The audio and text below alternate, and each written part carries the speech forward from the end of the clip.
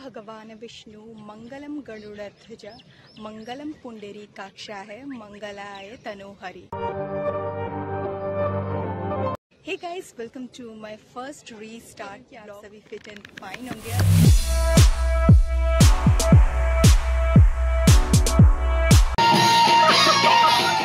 I know आप लोगों के दिमाग में बहुत सारे क्वेश्चन आ रहे होंगे, इतने दिन यूट्यूब से दूर रही, क्या कारण? बताऊंगी, धीरे धीरे बताऊंगी। बहुत सारी सिचुएशंस आई जिसके कारण मुझे यूट्यूब से थोड़ा सा दूर रहना पड़ा, पर आज का दिन बहुत ही ज़्यादा स्पेशल है, तो इस स्पेशल दिन को आप लोग के साथ शेयर। शादी का माहौल हो और बिहू हो ना, ऐसा तो हो ही नहीं सकता है।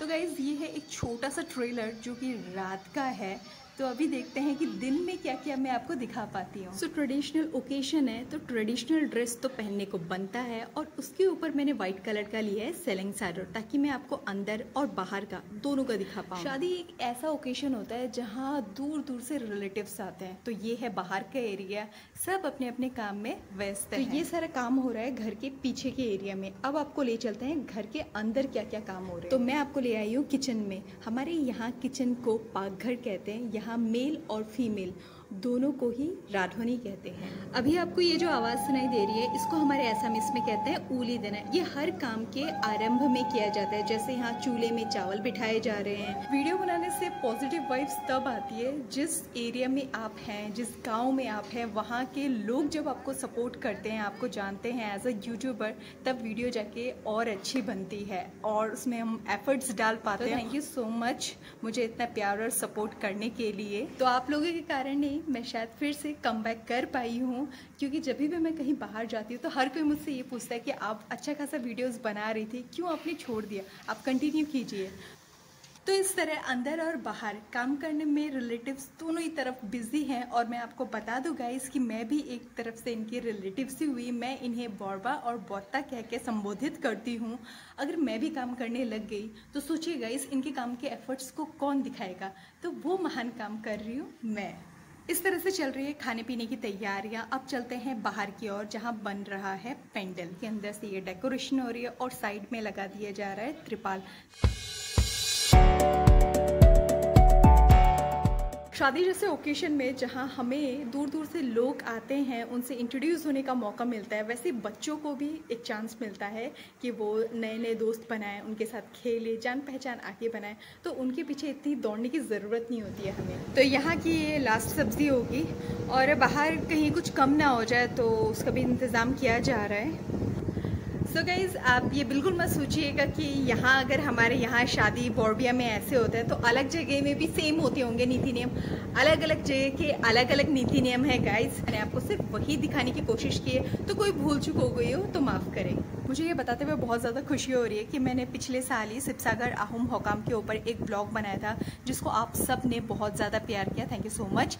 एंड जितना हो सके मैं आसाम के जितने जगहों में जाती हूँ, मैं ज़्यादातर तो नहीं घूम पाती हूँ क्योंकि मेरा एक बेटा है जो कि क्लास 3 में पढ़ता है, पर जितना हो सके जहाँ भी मैं जाती हूँ वहाँ के कल्चर को आपको दिखा सकूँ, असम को एक्सप्लोर करके दिखाऊँ। इतनी मेहनत के बाद जब हम ये लाल चाय पीते हैं, वो भी काहों के बाटी में, उसकी तो बात ही अलग होती है गाइस। एंड साथ में है तिल भी था, जो साइज़ में आपको काफ़ी ज़्यादा लंबा लग रहा होगा। हमारे यहाँ खुरी और बोमा लोग इस तरह से बनाते हैं। और इस तरफ अंदर राइस बियर सर्व करने के लिए जो ट्रेडिशनल चीज़ें चाहिए होती है वो बनाई जा रही हैं केले के पत्तों से। यहाँ डोटी मजाक में कह रहे हैं कि हमारी इतनी फ़ोटो खींच रहे हो, कहीं हम तुम्हारे सपने में ना आ जाए। तो मैं कह रही हूँ कि अच्छा ही है।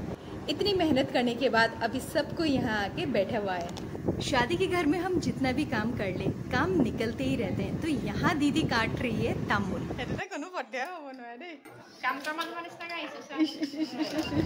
अगर अब तक आप मेरे ब्लॉग में बने हुए हैं तो आपने देखा होगा कि सब्जियां सब बनके रेडी हो चुकी है। तो ये सारी की सारी सब्जियां अभी सर्व की जाएगी हांस, यानी कि राइस बियर के साथ, क्योंकि अब काम आ गया है सर्व करने का। तो सर्व करने से पहले रांधोनी हैवा करेंगे।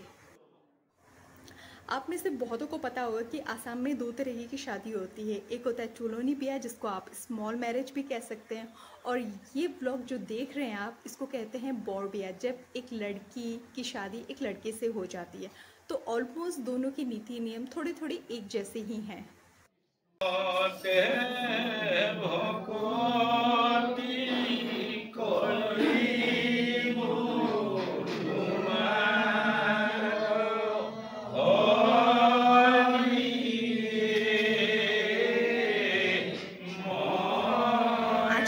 बहुत ही ज़्यादा इम्पॉर्टेंट है क्योंकि इस घर में खुशियाँ आने वाली है, शादी है।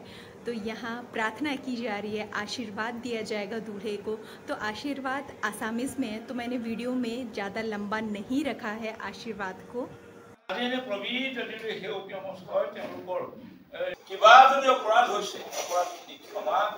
जैसे कि आप लोग देख पा रहे हैं कि जितने भी बड़े बुजुर्ग हैं भौकट, वो एक रूम में हैं और जितने भी लेडीज़ हैं उनको एक अलग रूम में सर्व किया जा रहा है। दोनों को अलग अलग बिठाया जाता है और सर्व भी अलग अलग से किया जाता है। सबसे पहले भौकट के सामने हया करके उनको खाने दिया जाता है, फिर उसके बाद बाकी सब में बांटा जाता है।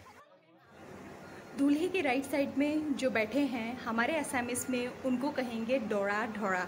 जितने भी नीति नियम होंगे दूल्हे के साथ वो आपको दिखाई देंगे।